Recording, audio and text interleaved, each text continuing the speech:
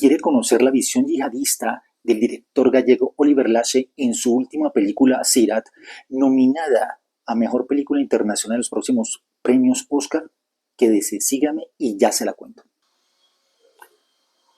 Hola, ¿cómo están? Soy Eric González, su crítico de cabecera. Y en esta oportunidad les doy la bienvenida a Cinecrítica 3.0 una vez más para analizar la brutal película del director Oliver Lache, que nos obliga, nos exige, nos empuja a mirar las películas de la forma como él observa el mundo. Y para ello tenemos que tener en cuenta no solamente sus orígenes. Es preciso decir que los franceses lo consideran francés porque él nació en París, habla perfecto francés. Segundo, los españoles lo consideran español porque sus padres son gallegos y él fue criado en Galicia. Pero más allá es justamente su experiencia viviendo en el Magreb, no solamente en Marruecos, sino en otros países cercanos, fronterizos de Marruecos.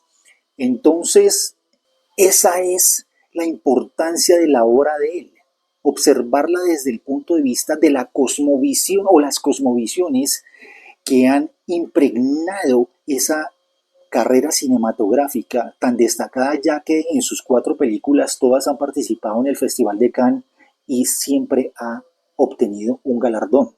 Entonces, es la mezcla cosmovisión cristiana y la cosmovisión islámica.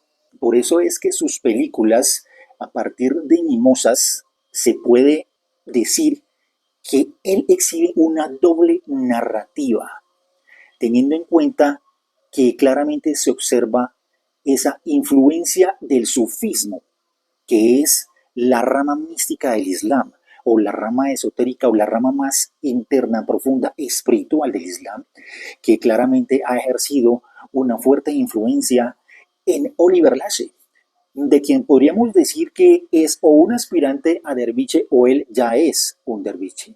Ahora, cuando hablo de la doble narrativa, no solamente se trata de la doble visión cristiana e islámica, no. Hablamos de que sus películas tienen un componente o capa terrenal, exotérica y otra profunda, espiritual, esotérica. Es como aquel gran ser hace 2000 años cuando le dijo a los maestros: ustedes entienden la letra de la ley, mas no su espíritu. Entonces es justamente eso lo que la se hace. Hay una letra que todo el mundo lee, pero hay otra más profunda, que es la del espíritu. Y desde ese punto de vista es como debemos tratar de observar sus películas. Sirat, la impresionante película del director franco-español Oliver Lache, en principio obra como un espejismo en el desierto marroquí, cuando nos hace creer que trata de la subcultura, la fiesta electrónica en tierra de nadie, y que nos sumergirá en una delirante rumba de ravers, de seres marginados, rotos, forasteros y fugitivos de sí mismos en fase terminal y que buscan escapar de sus escombros con sobredosis de decibeles por segundo. Imágenes que recuerdan, por la marginalidad de su comunidad, la loable cinta Lovers Rock del director británico Steve McQueen, que recreaba una noche de fiesta casera de la marginada juventud jamaiquina que tenía prohibido el ingreso a los bares y discotecas en el Londres racista de los años 70. Pero Sirat se convierte en una road movie de aventuras cuando un padre y su hijo, que aparecen para buscar a su hija y hermana, desaparecida desde hace varios meses cuando viajó desde España a experimentar ese nomadismo electrónico en tierras musulmanas, deciden seguir a un grupo de ravers hacia el sur del país, ignorando la amenaza del conflicto bélico y la problemática migratoria que aparecen como telón de fondo. Momento en el que la fuerza del relato del director, ya de por sí surrealista, poético, se expande como su música, cuya estereofonía se convierte en un mantra electrónico, un sonido inmersivo que rememora el efecto hipnótico del sonido que la actriz Tilda Swinton escuchaba en la película Memoria, rodada en Colombia, del director tailandés Apichatpong Veerasathakul, que, sin proponérselo, la condujo a encontrar su destino. Y Sirat nos lleva en ese trance hasta que se presenta un hecho que divide la película y la transforma en una odisea alegórica, filosófica, surrealista al cuadrado, de múltiples lecturas y con detonantes que luego de 114 minutos nos hace sentir que nunca hemos visto nada igual. Ahora en Sirac, vámonos a esa parte de esa doble narrativa, la terrenal, es decir, la sinopsis argumental, y la profunda o espiritual o esotérica, lo que nos quiere decir en el fondo la hace. Todo comienza de una manera terrenal. Están en un desierto, en Marruecos, ubicando unos parlantes para el after party o el rave, que van a vivir un grupo de ravers. Y dentro de esos ravers aparecen dos personajes, papá e hijo, buscando a su hija y hermana. Nadie sabe acerca de ella, nadie la ha visto, y de pronto ven a un grupo variopinto de ravers y se le acercan. Y el niño dice, estamos buscando a mi hermana, o el papá dice, estamos buscando a mi hija. Y el niño dice, ella se llama Mar. Y allí ya prácticamente la película comienza a desdoblarse. Aparte de la faceta terrenal exotérica, con esa palabra Mar tan significativa en el mundo del Islam y de los sufíes, comienza a develarse o a transitar el aspecto interno espiritual de la película. Porque el mar, para los sufíes, significa el conocimiento. Y ese conocimiento, esa sabiduría, es acercarse a Dios de la manera correcta. Solo que en el caso de ellos, entran también en esa evolución sin darse cuenta. Y aquí entra, digamos, en conocimiento un aforismo sufí del gran maestro Rumi, quien vivió hacia el siglo XII, y él dice, el alma tiene su camino secreto, incluso para el ojo más sabio, lo que significa que dentro de la evolución espiritual de cada ser, ese camino, en ese ascenso, no es evidente para la gran mayoría de las personas. Esa es la razón, y ahora entremos en esa especie de religión comparada con el cristianismo, cuando el Cristo hace 2000 años y están apedreando a una mujer, él dice de no juzgar, porque justamente está dando a entender, esta alma tiene un camino, ustedes no lo saben, ella tiene unas experiencias que vivir para crecer como ser, ¿por qué la juzgan? Es decir, ese puede ser el camino, esa forma de ella de vivir era tal vez hasta ese momento el camino que ella debió haber tomado como una especie de experiencia o de expiación. Entonces miren cómo las dos religiones o dos enseñanzas en ese sentido se mezclan, se unen, se tocan, se rozan. Y es eso lo que pasa en Sirat. Estamos viendo a través de unos ravers que se dejan llevar en una especie de trance por la música electrónica que nos recuerda a los derviches giróvagos, que justamente fue una comunidad creada por Rumi, en donde ellos para lograr ese contacto, ese éxtasis espiritual, comienzan a girar sobre sí mismos, hasta que llega el momento en que alcanzan ese especie de mini nirvana, por decirlo de otra manera. Entonces, lo que hacen de manera consciente, esotéricamente ya hablando, espiritualmente hablando, los derviches giróvagos con la danza es lo que están tratando de buscar estos ravers, pero ellos no son conscientes, pero en ese sentido están buscando alejarse justamente de ese mundanal ruido en el cual ellos han sido maltratados. En ese escenario de la rumba electrónica hay otras simbologías. Pueden ver ustedes como una especie de rayos láser están creando una imagen que al final resulta ser una escalera. Podríamos pensar que es una alegoría a la escalera de Jacob, que realmente simboliza el contacto entre el cielo y la tierra, es decir, de lo que ya hemos estado hablando. Una forma a través de la música de ellos salirse de la parte que los está de esta vida cotidiana, pero no son conscientes. Ahora, ¿esa escalera es para ellos o es para el papá y el niño que están buscando el mar, el océano?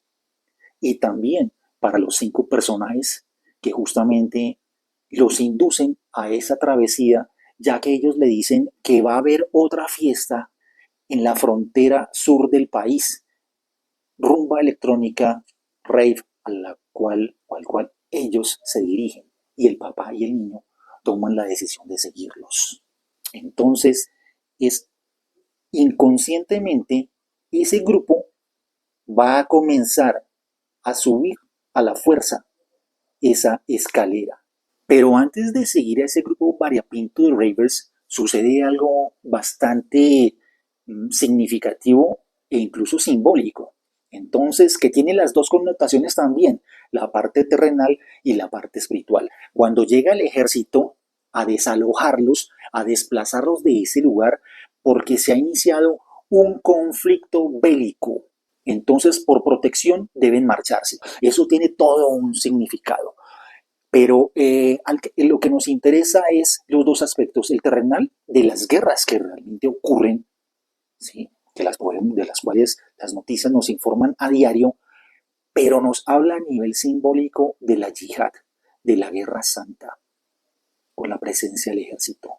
Porque la yihad, esa guerra santa que tanto pregonan los extremistas, es una posición o una contemplación de un mandato del profeta, de un mandato del Corán, del Islam, erróneo. Porque la guerra santa no significa ir a pelear contra el que piensa diferente, al quien exhibe una creencia diferente, al que opina diferente. No, la guerra santa es la batalla que debe hacer cada ser para ir evolucionando espiritualmente, y esa guerra, esa batalla la hace a nivel interno, al nivel del espíritu, y como el espíritu es de origen divino, por eso se le dice que es una guerra santa. Y en ese momento, en la película, cuando los militares llegan y dicen, es que se estalló una guerra, y el grupo variopinto de ravers y papá e hijo se desvían, significa que en ese instante, para ellos, sin saberlo, está iniciando su propia yihad. Mientras tanto, los ravers van a tener que seguir cargando con su cruz en otra parte. Y cuando digo su cruz es porque hay una escena en la que una raver se aproxima a un parlante y está mirando como la parte hueca del parlante y se ve claramente el símbolo de la cruz, como si ellos estuvieran en su particular calvario, en su particular Gólgota, cargando con su cruz.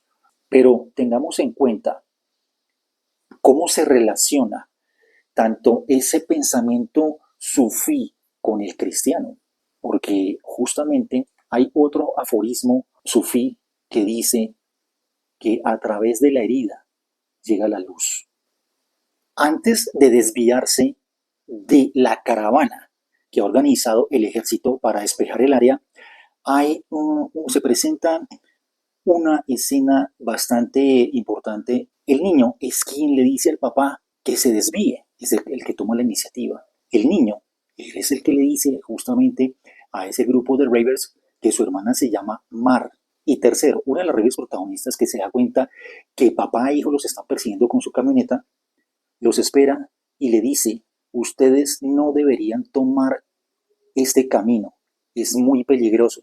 Como una advertencia, si nos atenemos a esas filosofías, podría decirse que quizá no tenían o no tienen por qué vivir la experiencia a la cual se van a enfrentar.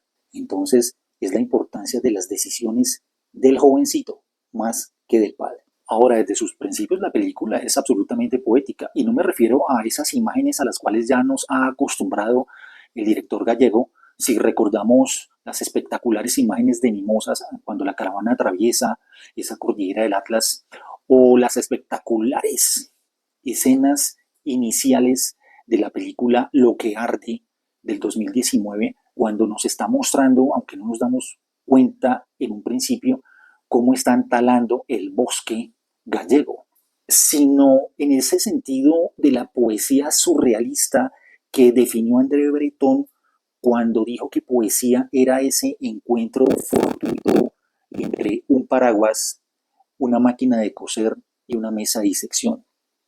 Trasladándolo a la película es una imagen, una región desértica donde no debería haber nada. Resulta que hay toda una fiesta electrónica y hay unos personajes que sufren de alguna discapacidad. Dentro del grupo variopinto de personajes hay dos, uno que tiene una prótesis en una pierna y otro que tiene una amputación en uno de sus brazos.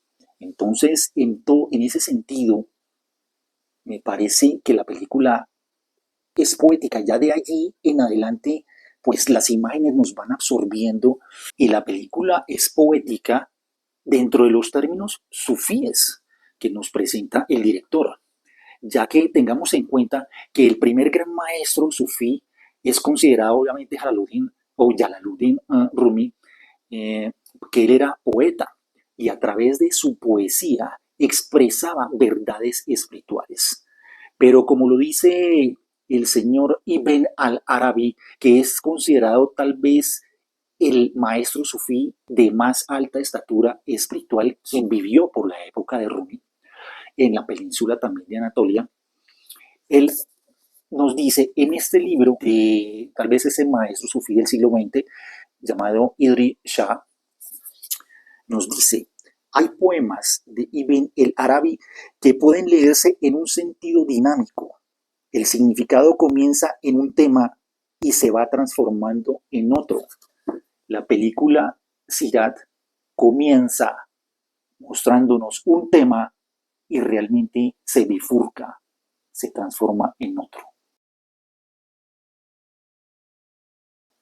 Empecemos hablando cortamente, escuetamente, de Mozas, que viene a ser su primera, llamémoslo así, es su segunda obra, pero su primera gran película en este sentido, cuando, digamos, la parte terrenal, superficial, la letra de la ley, es decir, la sinopsis argumental nos cuenta la historia de una caravana que debe ir de un lugar a otro para llevar a un sheikh que se encuentra moribundo, que presiente su muerte porque él quiere ser enterrado junto a sus familiares en una población y para ello deben atravesar las montañas. Esa es la historia real, simple, terrenal, hablemoslo en ese sentido. El hecho es que hay dos, uh, por decir así, dos vías para contarnos esa historia. Toda esa cruzada a través de las montañas, que vienen a ser creo que los montes Atlas en Marruecos, en un periodo invernal, mientras por la contraparte, que viene a ser el aspecto espiritual de la película, o más que espiritual, nos está diciendo que esta travesía física realmente tiene con las imágenes de unos carros o taxis que atraviesan el desierto, tiene ese componente espiritual. Ahora, con relación a los carros que atraviesan el desierto en Mimosas, podríamos decir que para la última película Sirat se han convertido en unas casas rodantes para la travesía de esos ravers, de esos personajes que vagabundean detrás de los parlantes de música electrónica. Y aquí es donde en esta película de Sirat iniciamos ese viaje espiritual, esa yihad que nos plantea, esa guerra santa que nos plantea Oliver Lasse en Sirat. Y bueno, ya para terminar, simplemente recordar otros aspectos como por qué se localiza en el desierto, la trama, es decir, el desierto como lugar simbólico de un estado de transformación, no solamente para la filosofía sufí, sino también para la cristiana. Recordemos los 40 días y 40 noches en el desierto, que no es lo que la letra de la ley dice, recordando lo que hablamos hace unos momentos, sobre la tentación del diablo a Jesús. No, es un periodo de transformación de ese gran ser. Entonces ahí hay toda esa relación.